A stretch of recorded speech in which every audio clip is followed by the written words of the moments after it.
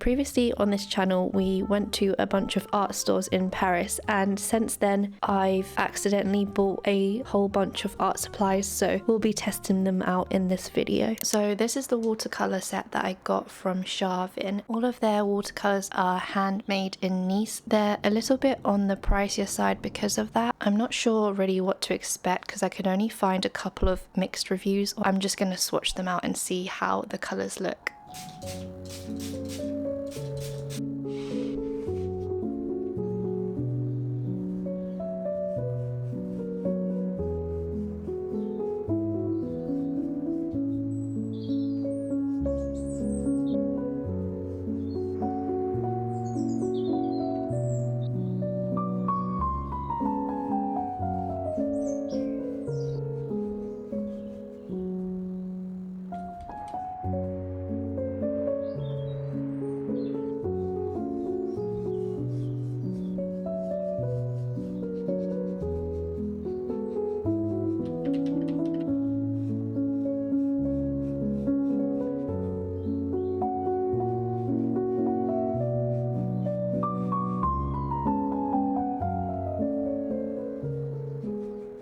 While I'm waiting for that to dry, I'll do the rest of my swatches in this swatch book.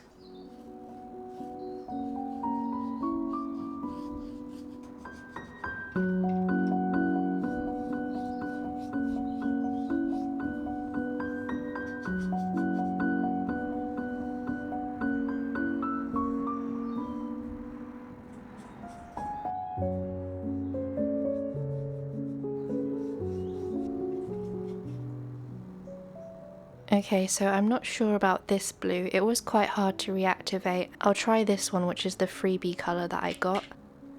Oops. I put way too much water there. My sketchbook is still drying, so I'll use this paper sample to do the rest of my swatches.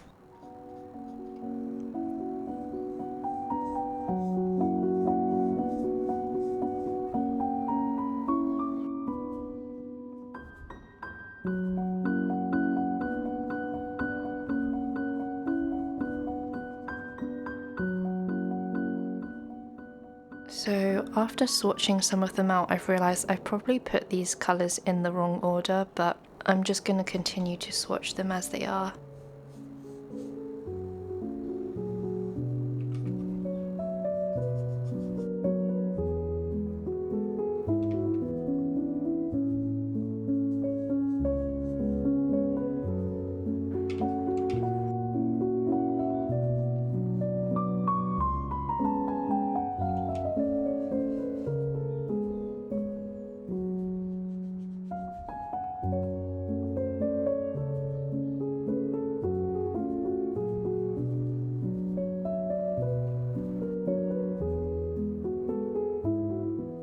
These colours are all from the bottom row, and I ran out of space for this last colour. I'm pretty sure it's either indigo or Payne's grey, but I think this is my favourite colour in the palette. It's so gorgeous and it's quite heavily granulating as well. I don't have labels for the colours, so I don't know what they are, but on the bottom of each pan there are numbers. This one is number 10. I'm pretty sure this is buff titanium. All of the other pans have numbers, but they're handwritten. Some of them I can't really tell what it's supposed to be. I think this is 75, and that's this light blue colour. This one, it's either 28 or 82. It's gorgeous. I think that's my favourite one. And this is the first light grey I've got in my watercolour collection. This blue is so intense. That's the freebie colour that I got. And then again, this one's either 61 or 19. I couldn't really tell. And I love this blue.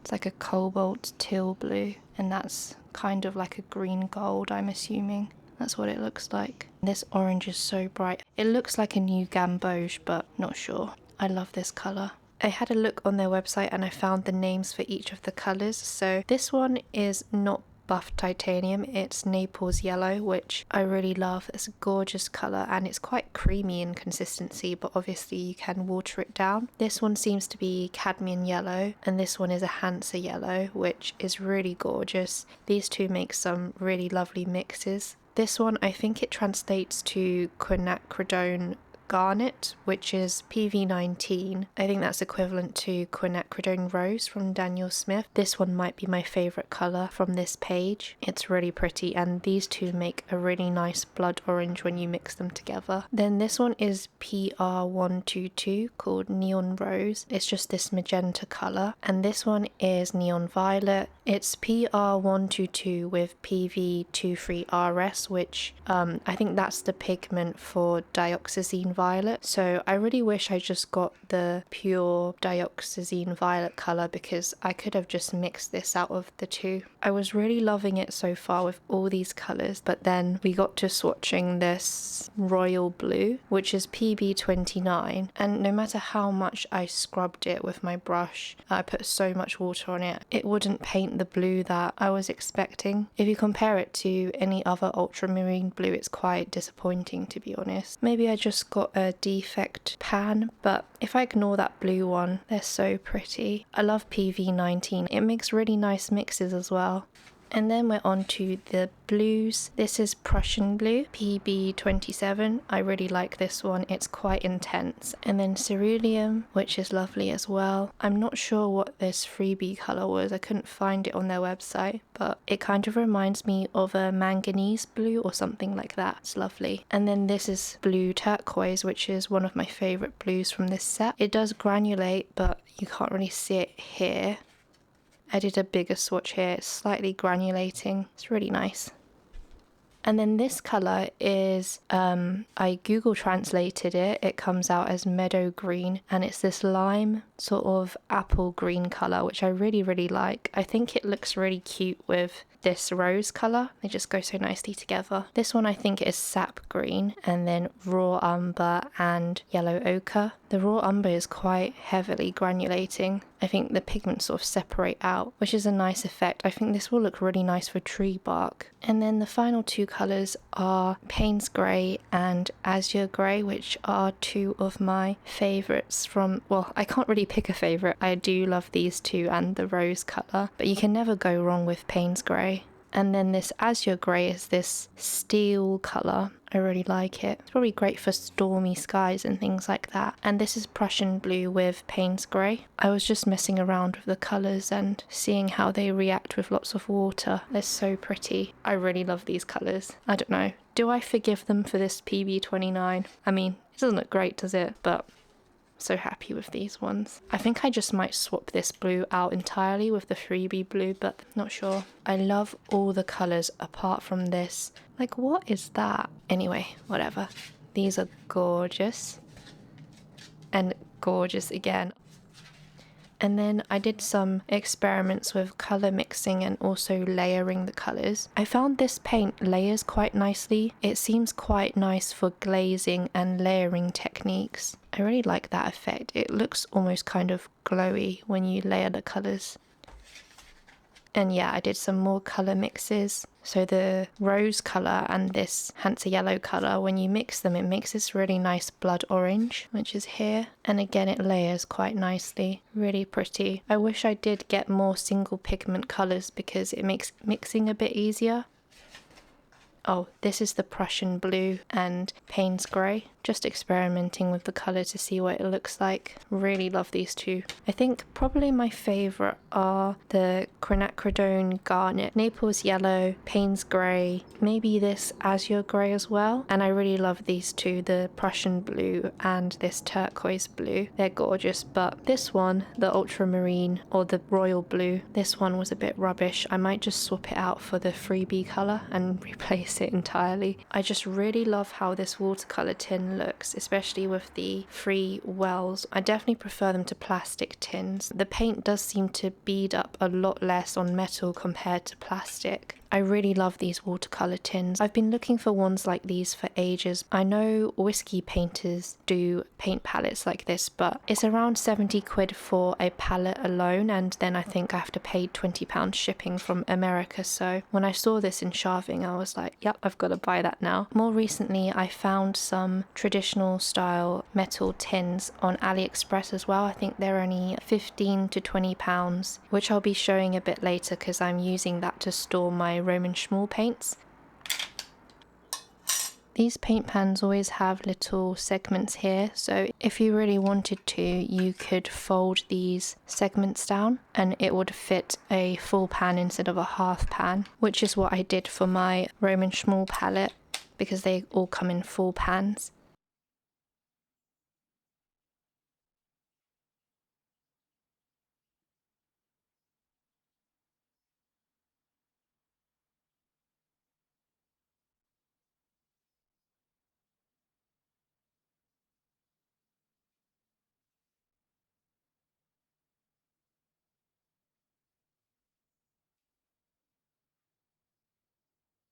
Next we're on to sketchbooks. I think this is my favourite purchase from the store. It was around €6.50. It's quite lightweight and thin, so it's perfect for travel, and it's got 120 GSM very smooth paper. It doesn't handle watercolour too well, but that's to be expected. It's only 120 GSM. It's just been really enjoyable to sketch on and make notes. And then this one I actually got for my mum. She wanted to learn botanical drawing. I think it was €28, and it's hardback with smooth Canson paper. So yeah, that's her first sketch of one of the roses in our garden, and some more flowers. I love this little fairy, and for Christmas I got her a fountain pen with pink ink. So this isn't from Paris, but I saw this pink fountain pen and I just thought she would really love it because she loves everything pink, so it matches all her other pink stuff perfectly. From the smaller Szmal store I got a couple of these inks because I'm really enjoying sketching with fountain pen, so I wanted to try out these Herbin inks. I got a violet colour and a coral. Also I wanted to try some dip pens. I'm going to be swatching it on this pocket sketchbook. It's got hot pressed Saunders watercolour paper, so it's perfect for inking.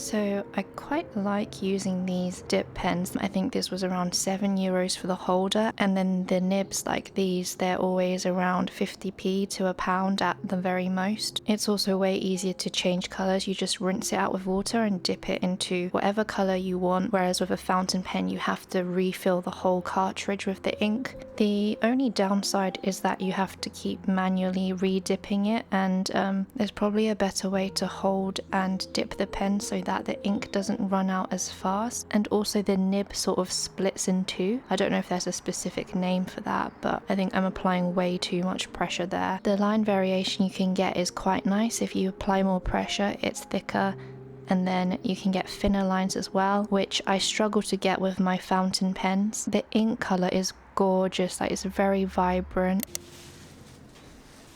Next I got this tote and some paint making supplies from Cornelissen Son. I don't know if I'm pronouncing it right. If you're in London, definitely pay a visit. It's quite a small store, but the antique wooden interior is gorgeous. And Choosing Keeping is another store that's nearby. They do a lot of stationery and artisanal art supplies, as well as these Gansai watercolour sets, which I filmed in a previous video. From Cornelissen I got some paint pigments. This one is Potter's Pink and Terra Verte, I'm not sure how to pronounce, but both are so pretty and they're colours I don't have yet in my watercolour collection. Then I got some containers to store the natural pigments I've foraged. This is gum arabic, which is used as a watercolour paint binder. And then this is the glass muller to grind the paints with.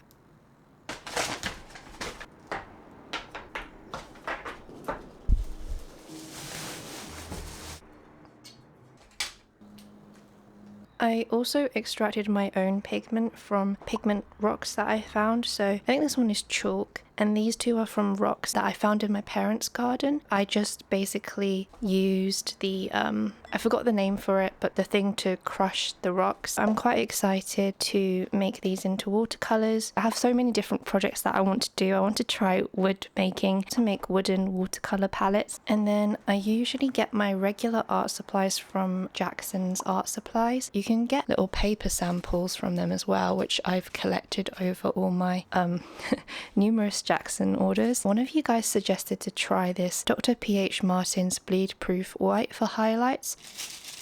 And then I got these small brushes. This is a Tintoretto mop brush in the size quintuple 0, and then this is a Jackson's liner brush, I think, in size 1. These two are my current brushes. This is the Isabey and this one is Da Vinci Cassino, which I really like. It gets pointier when you wet it. And then this is a filbert brush. Apparently they're really good for doing petals and botanicals. On the photo they're more of a semicircle shape, so maybe I need to wet this before it goes into the real shape it's supposed to be. You can cap it like this, so it fits in your pocket and you won't get your other art supplies wet when you're on the go. I also got more Roman Szmal colours to complete my palette. I swatched some already because I was waiting for my camera tripod to come in and I couldn't wait to try these out before filming. So I got some quinacridone red, some violet, and some other colours. I like this grey. I'm not sure how to pronounce it. I think I can fit one more in here. You can either put half pans or full pans because these segments can be folded down. I might try and fold them all down and then add another extra one on the top and bottom row. And this I found on AliExpress, and it's got this to hold it. Pretty sturdy palette, and they've got it in like 4 different colours, I think. Okay, so let's just try out the watercolours with these brushes. So I've been filming in our garage and it's quite cold and it looks like this has frozen. This isn't a true representation of what this ink is like because it's not supposed to be a solid. Okay, I tried to put a drop of water on it to revive this ink. It's definitely a lot more opaque than gouache.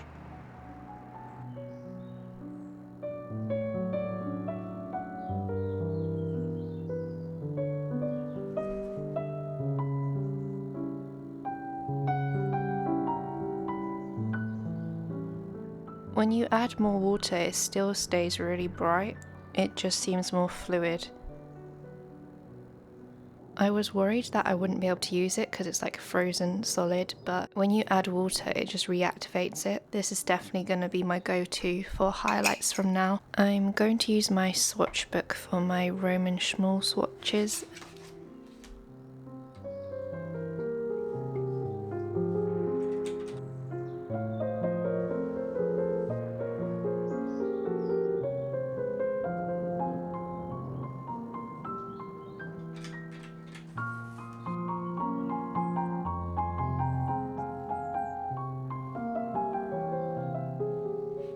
I don't know if you can tell, but the granulation shows up way better on the cold pressed paper. This is hot pressed botanical paper and this is Fabriano cold pressed. The hot press makes the colours look brighter, but the granulation doesn't show up as well.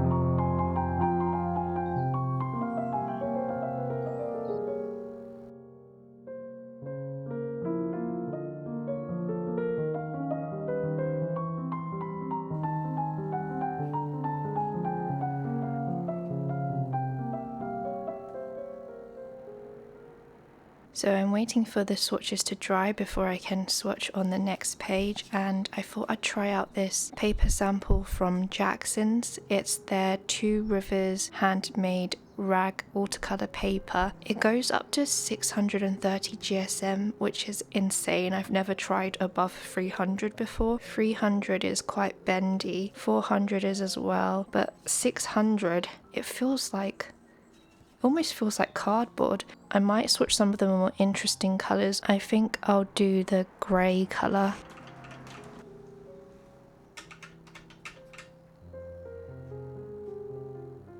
I'm not sure if I like rough watercolour paper. It kind of reminds me of massive pores, but I think it's really good for landscape painters. I've seen a lot of them use rough watercolour paper for that. I'll try out Perylene Green next because I really love that colour. That's gorgeous. That's insane. I love Perylene Green. I'm gonna swatch Misty Morning again. I know, sorry, I've swatched it like 3 times now, but it's probably my favourite Roman Szmal colour. So when you add water and it dries, the colours just separate out into a lovely pink and hints of blue as well. And now it's starting to dry a bit. You can see the blue and the pink start to separate out. I think these 3 colours look quite nice together actually. My sketchbook is still drying, so I'm going to swatch the rest on this other sample paper, which is cold pressed Canson heritage paper.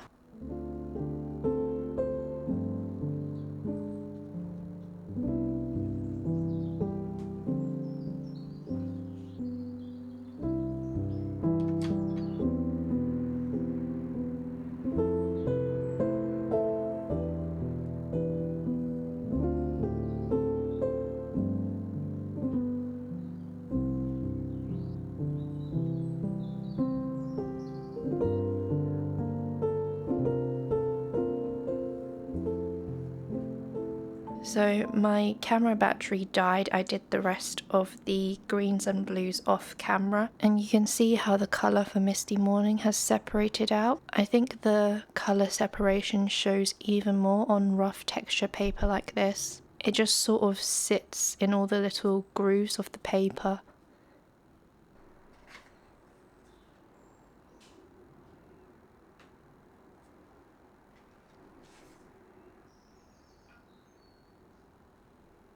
So these are the blues that I have. This French ultramarine, it's always really granulating. And then indigo, it's an indigo hue, so it's light fast. And then phthalo blue, it mixes some really nice greens. Ocean blue is a duo colour. It separates out into this greeny blue pigment when you add lots of water. And Viridian is really pretty. This one mixes some really angelic greens. And then Green Earth, I'm not really sure why I got this one. It's a nice colour, but I'm struggling to get nice mixes with this.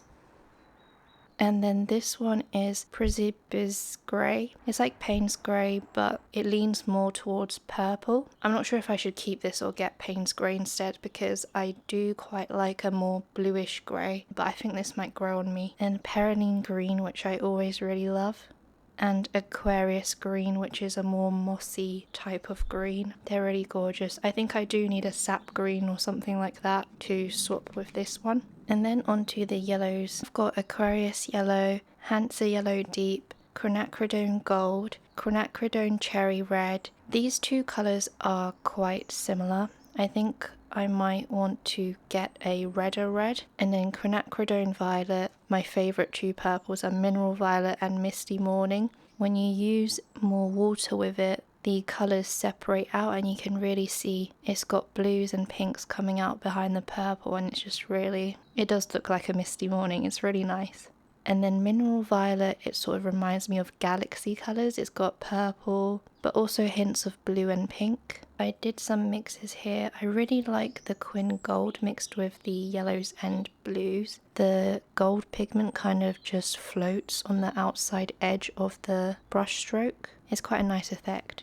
And the Viridian mixes some nice kind of ocean blues. I'm really excited to have a full palette of Roman Szmal, and I'm going to be painting with it in a separate video. And then for Christmas my dad got me this notebook, and it's just got this repeated fairy illustration on the front and the back. I think you can get lined or dotted as well, but I chose the plain pages. I wanted mainly a journal to write and brainstorm any illustration ideas and just sort of sort out my life. So the illustrations from Andrew Lang's fairy books, which are really inspirational, and it's got this little pocket, got an elastic and also a ribbon. It's kind of Christmassy actually with the red and the green. I really want to practice calligraphy in fountain pen and improve my handwriting. I find it quite hard to use fountain pen since I'm left-handed. It's kind of like pushing the pen along the paper instead of pulling it with your right hand. It feels like there's a lot of friction when I'm writing sometimes. But yeah, I'm just going to keep practicing because I don't want to give up on it. Then this is the Talon's art creation sketchbook. I've seen a lot of good reviews on this. I'll be breaking into this sketchbook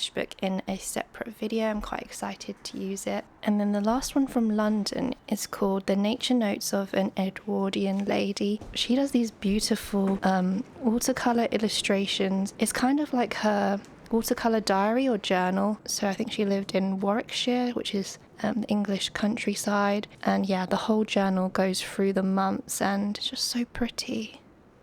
It's very delicate watercolour paintings. And yeah, the spring summer months are my favourite, I guess because there's just more flowers in these months. It's June. It's just so nice. I can't tell if the pages are yellow because this book is old or if it's from her journal. It's really inspiring. It kind of made me want to document things in my garden and write little notes.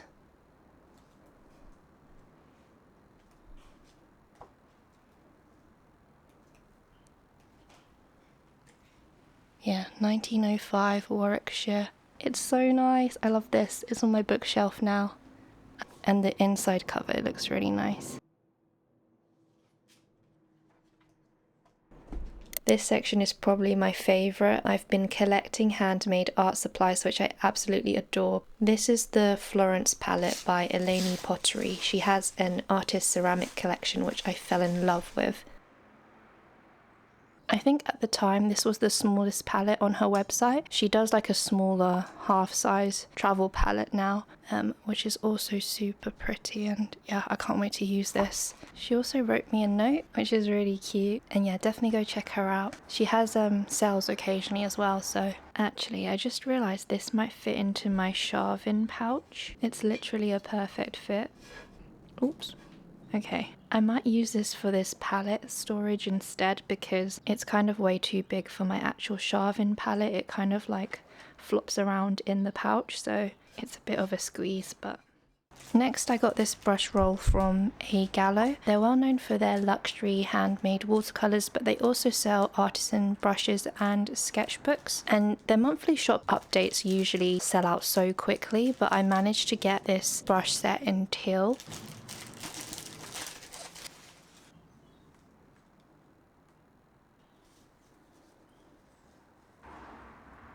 So these brushes are synthetic squirrel mop brushes. It ranges from size 000, which is a small one, to size 10. It's a lot bigger than I thought it would be. Like, are you kidding me? This is gorgeous. I'm glad I picked this teal colour. It's so nice. With my A3 paintings that I'm planning on doing, these would be really useful. I'll add my other detail brush, the separate one that I got from Jackson's. They actually look quite similar in size.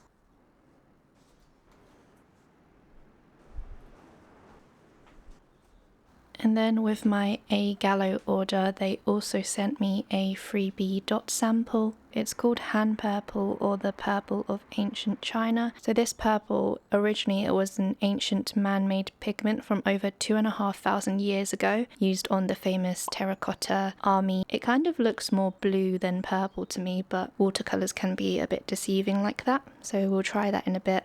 And then I got this pocket sketchbook from Horticrafts on Etsy. This is made from upcycled leather and cold pressed Saunders watercolour paper. I actually have a hot pressed version of this sketchbook, which I really liked, so I wanted to try cold pressed as well. This is the hot pressed one. It's got hot pressed Saunders watercolour paper. They're both 190 GSM and it's got the same number of pages, but the cold press just seems a bit thicker. I think that's just due to the texture of the paper. I don't know if you can see the texture. The cream paper is cold pressed, so it's got slight texture to it, whereas the hot press is completely smooth. And what I love about these pocket sketchbooks is that they fit perfectly in my art pouch pencil case thing. They both fit quite nicely. This is perfect for travel, it looks so cute. So for swatching, I'm going to use the size 2 Tintoretto mop brush. I think I'll just swatch in both of these sketchbooks, the hot pressed and the cold pressed as well.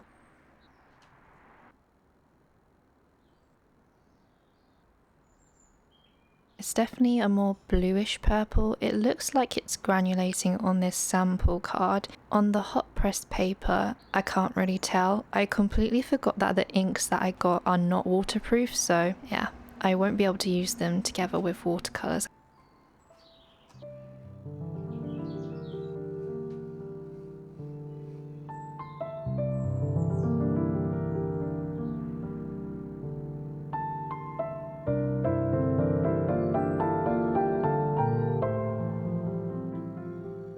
This is a size 2 brush, but you can go from like such thin fine lines to a massive thick line.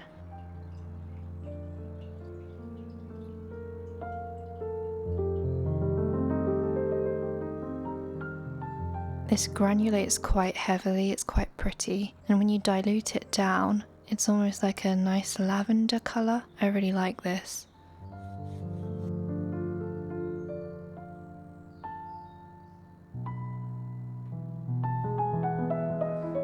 Somehow it just looks so angelic when you dilute it down.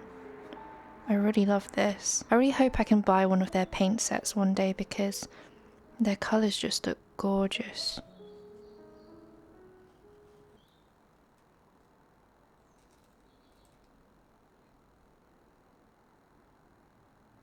This is the Tintoretto in size 4, and honestly you can get quite a few varying sizes, from very thick lines to these thinner fine lines. I think it really goes to show that you only really need 1 or 2 brushes. Probably a whole set is a bit overkill, but it's really, I think it was a nice treat for myself for Christmas, and the bigger mop brushes will be really useful for background washes, especially on A3 size. I think as long as you have a medium and then a small size brush, you can get so much line variation out of them anyway. I think my favourite size was size 2 because you can get quite detailed thin lines as well as the thicker lines. For brushes as big as this, it's quite hard to use half pans.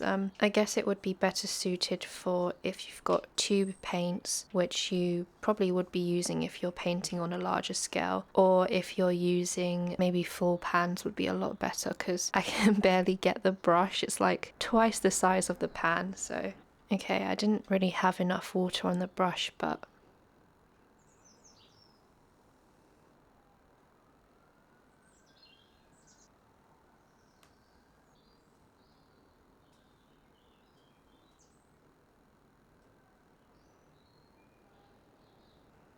you can get medium lines and really thick lines with this brush, but I think it's mostly, for me anyway, it'll be used for background washes because it covers the page so quickly. And then, sorry, honestly, I have a bit of a shopping addiction and I know I need to stop, but it was Christmas, so I got myself this handmade Monet sketchbook journal type thing. It's from this Spanish bookbinder Verso Ciudad. I think probably I'm pronouncing it wrong. She makes these beautiful journals and photo albums, and all the paper inside she hand makes as well. I quite like the colour of the pages. Usually I go for white, but this creamy colour is very natural. I'm really excited to draw in the sketchbook, but also I'm actually just really scared because it's literally so perfect. I'm kind of in awe actually. I also got these botanical paper sheets from Pots and Paper by Steph. She's based in the UK and she makes these beautiful handmade botanical papers. They're just so gorgeous. I love using these for watercolour abstracts because the little petals, but it just gives it an extra little something. It's so pretty, and each piece of paper is different because they're all real flower petals embellished within the paper. Oh, this one's my favourite, I think. So I got some cream coloured ones, but also white. They can take light watercolour washes and soft pastel. If you try to use harder leads or apply too much pressure with like fountain pens and things like that, it can leave a dent in the paper because it's so soft. It kind of feels like the luxury paper you use for wedding invites. And yeah, that's about everything in my, it's not really a haul, but more like an accumulation of the things I bought in the previous year. I do have a bit of a shopping addiction, but anyway, if you're still here, then thanks for watching and hope you enjoyed the art haul. I have exams in April, so I might disappear for a little bit, but until next time, take care.